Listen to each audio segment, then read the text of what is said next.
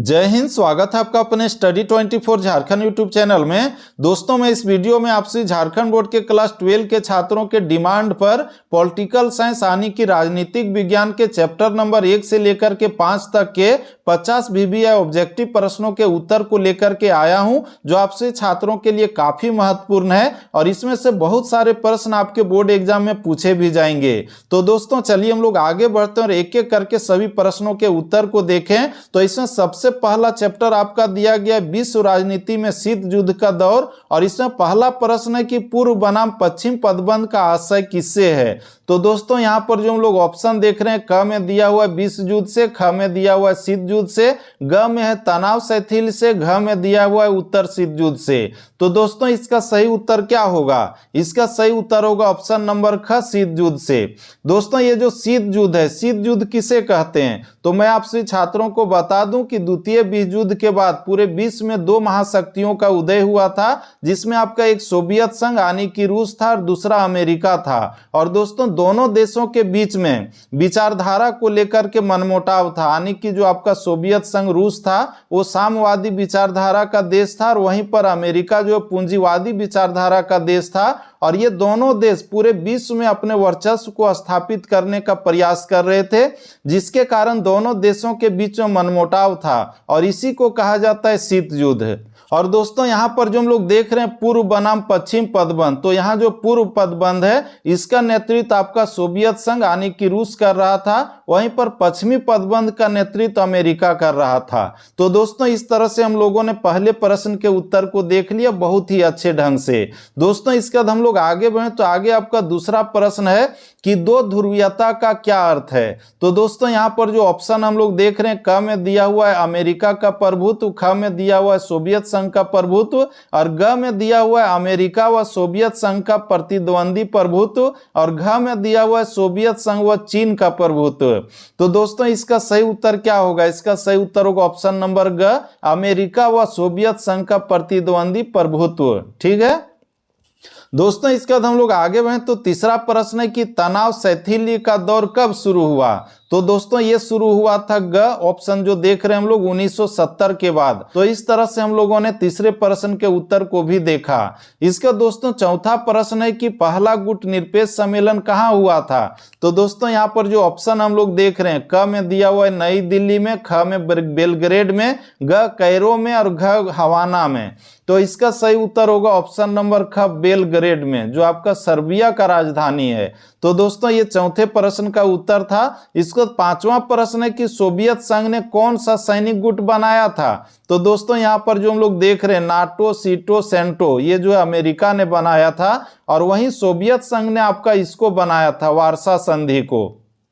तो इस तरह से हम लोगों ने पांचवें प्रश्न के उत्तर को भी देखा। दोस्तों इसका छठा प्रश्न है कि किस गुट निरपेक्ष सम्मेलन में नई अंतर्राष्ट्रीय आर्थिक व्यवस्था स्थापित करने का प्रस्ताव पास किया गया था। क में दिया हुआ है 1961 के बेलग्रेड सम्मेलन में, ख में दिया हुआ है 1964 के कैरो सम्मेलन में, ग में है 1973 के अल्जीरियस सम्मेलन में और घ में दिया हुआ है 1983 के नई दिल्ली सम्मेलन में। तो इसका सही उत्तर क्या होगा? दोस्तों इसका सही उत्तर होगा आपका ऑप्शन नंबर ग, 1973 के अल्जीरियस सम्मेलन में। इसका दोस्तों हम लोग आगे बढ़े तो आपका सातवां प्रश्न है कि तनाव शैथिल्य का दूसरा चरण शुरू करने का श्रेय किसको दिया जाता है, यानी कि शीत युद्ध को धीरे धीरे कम करने का श्रेय किसको दिया जाता है। तो दोस्तों यहाँ पर जो हम लोग ऑप्शन देख रहे हैं, क में अमेरिकी राष्ट्रपति रीगन, ख में दिया हुआ भारतीय प्रधानमंत्री इंदिरा गांधी, ग में दिया हुआ सोवियत राष्ट्रपति गोर्बाचोव और घ में दिया हुआ चीनी नेता माओ। तो इसका सही उत्तर क्या होगा?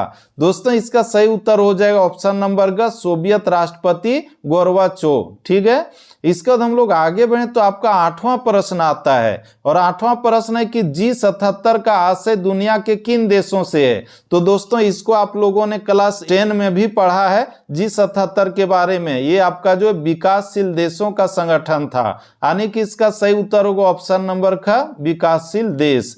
इसका 9वां प्रश्न है कि पाकिस्तान के किस अमेरिकी सैनिक गुट में शामिल होने पर नेहरू ने तीखी आलोचना की थी। तो दोस्तों यहाँ पर जो हम लोग देख रहे हैं ऑप्शन में दिया हुआ है, क में है नाटो, ख में दिया है रियो संधि ग में दिया हुआ है सीटो, और इसका सही उत्तर यही होगा सीटो।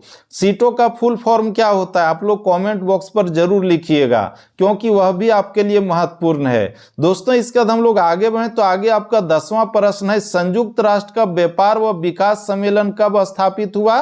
तो यहाँ पर जो हम लोग ऑप्शन में देख रहे हैं इसमें दिया हुआ 1945, 1950, 1964, 1977। तो इसका सही उत्तर क्या होगा? दोस्तों इसका सही उत्तर होगा ऑप्शन नंबर ग 1964 ईस्वी में।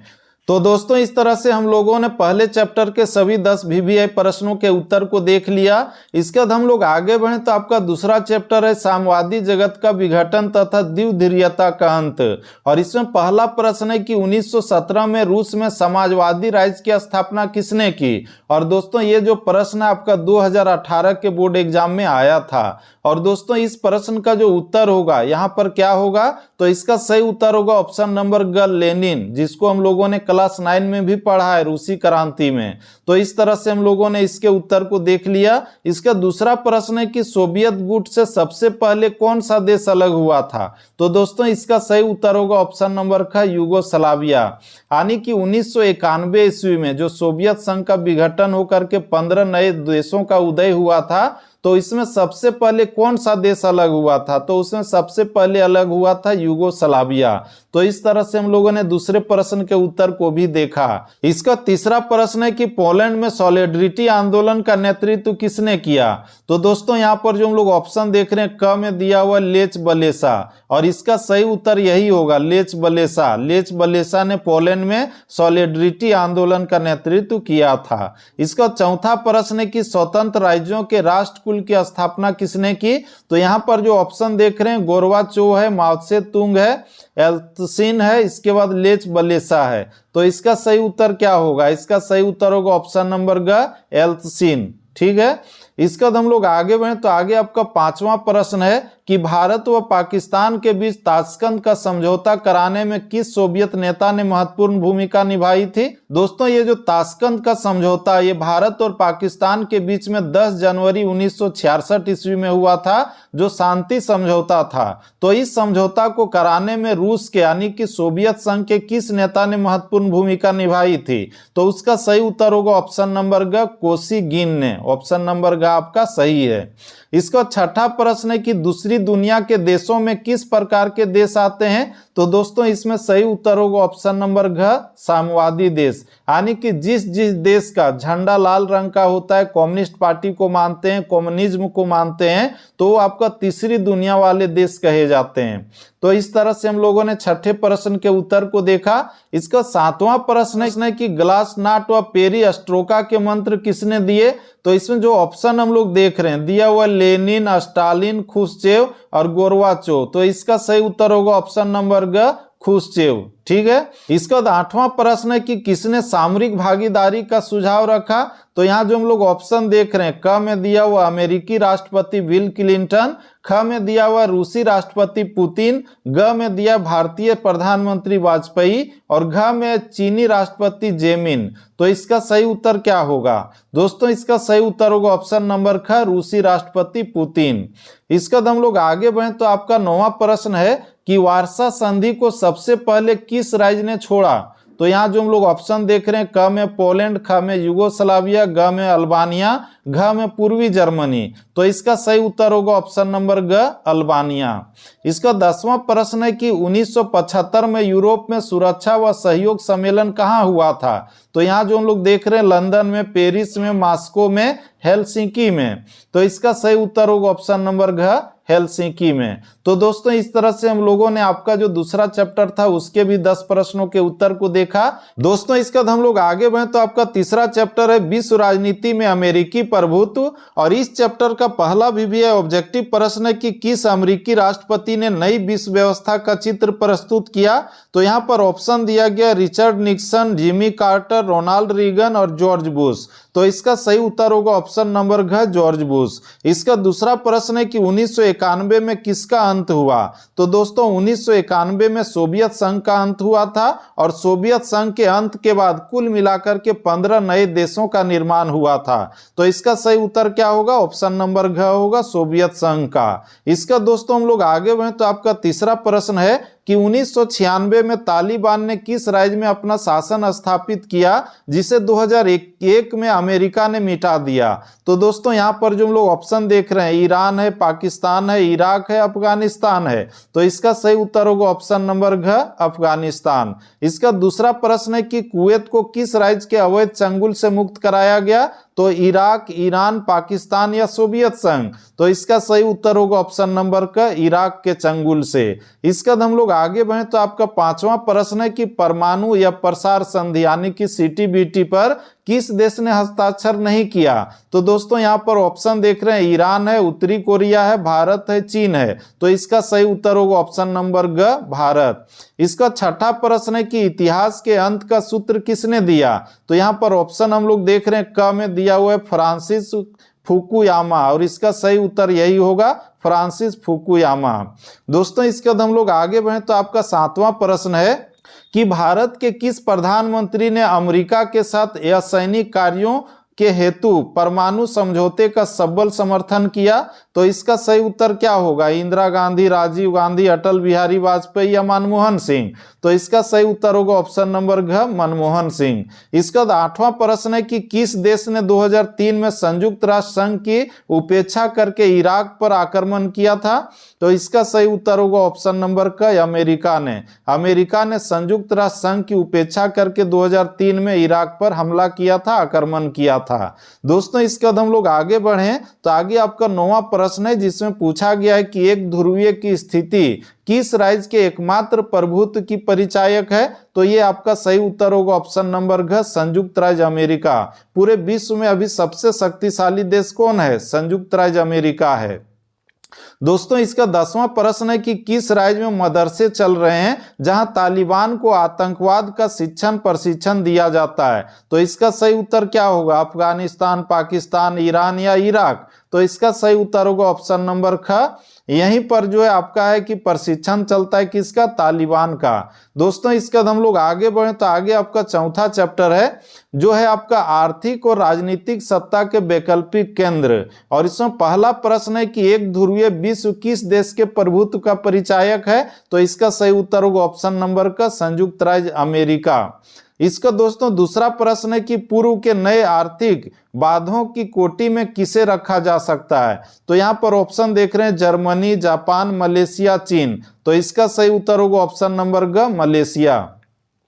इसका हम लोग आगे बढ़े तो आपका तीसरा प्रश्न है कि समाजवादी बाजारी व्यवस्था, समाजी बाजारी अर्थव्यवस्था किस देश में स्थापित हुई। तो यहाँ पर ऑप्शन है सोवियत संघ, पोलैंड, चीन और क्यूबा। तो इसका सही उत्तर होगा ऑप्शन नंबर ग, चीन में।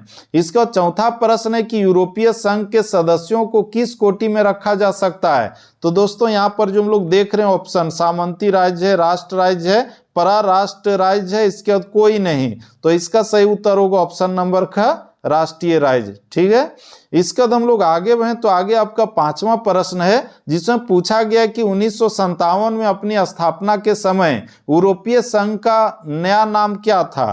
तो दोस्तों इसका नया नाम क्या था, यहाँ पर जो हम लोग देख रहे हैं दिया हुआ है ऑप्शन नंबर क में, यूरोप का आर्थिक समुदाय। तो इसका सही उत्तर यही होगा, ऑप्शन नंबर क जो है ये सही है। इसका हम लोग आगे बढ़े तो छठा प्रश्न है कि भारत किस संगठन का पूर्ण संवादी भागीदार है। तो यहाँ पर ऑप्शन देख रहे हैं, क में यूरोपीय संघ, ख में आसियान, ग में आसियान का आसियाई क्षेत्रीय मंच, और इसमें दिया हुआ है किसी का नहीं। तो इसका सही उत्तर होगा ऑप्शन नंबर ग, आसियान का आसियाई क्षेत्रीय संघ मंच। ठीक है, इसको दोस्तों हम लोग आगे बढ़े तो आपका सातवां प्रश्न है कि किस देश के साथ भारत ने मित्रता व व्यापार की संधि की जिसकी प्रस्तावना में पंसिल के सूत्र रखे हुए, यानी कि पंसिल का जो समझौता हुआ है किसके किसके बीच में हुआ है।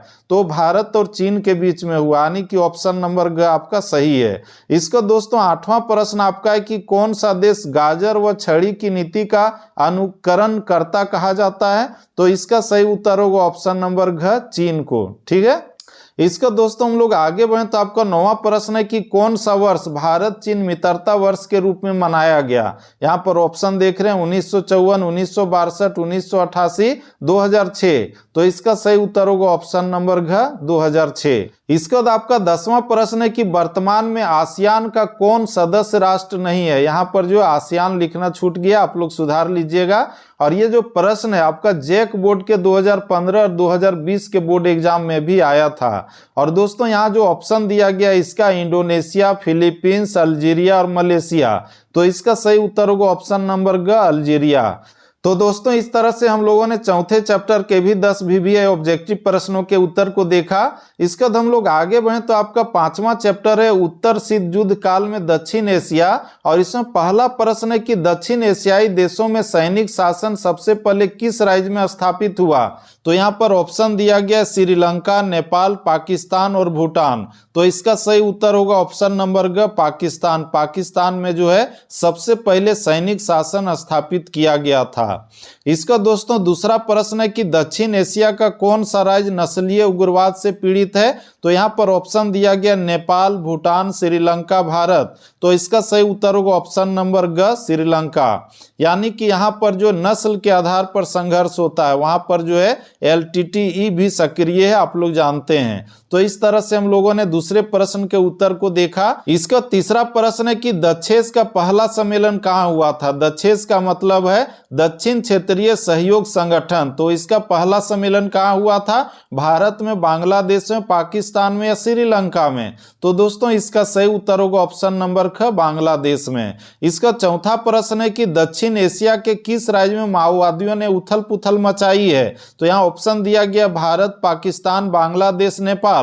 तो दोस्तों इसका सही उत्तर होगा ऑप्शन नंबर घ नेपाल। नेपाल में जो है MCC यानी कि माओवादियों ने उथल पुथल मचाई है। इसके बाद हम लोग आगे बढ़े तो आगे आपका 5वां प्रश्न है। 5वां प्रश्न है कि दक्षेस में कुल कितने देश हैं। तो दोस्तों दक्षिण क्षेत्रीय सहयोग संगठन में कुल मिलाकर के 8 सदस्य देश हैं और ये आपका सही उत्तर है ऑप्शन नंबर घ। इसका छठा प्रश्न है कि अभी तक दक्षेस का सम्मेलन किस सदस्य राज्य में नहीं हुआ है। यानी कि वह दक्षेस का सदस्य है लेकिन अभी तक वहां पर सम्मेलन नहीं हुआ है। तो कौन सा देश है। तो दोस्तों इसका सही उत्तर होगा ऑप्शन नंबर क अफगानिस्तान। बाकी आपका नेपाल है, भूटान है, श्रीलंका है। तो यहाँ पर सम्मेलन हो चुका है लेकिन अफगानिस्तान में अभी तक एक भी सम्मेलन दक्षेस का नहीं हुआ है। तो इस तरह से हम लोगों ने छठे प्रश्न के उत्तर को भी देखा। इसका 7वां प्रश्न है कि किस राज्य में संविधानवाद की पावनता से बार बार खिलवाड़ किया जाता है। यानी कि संविधान के खिलाफ कहां पर बार बार जो है काम होता है।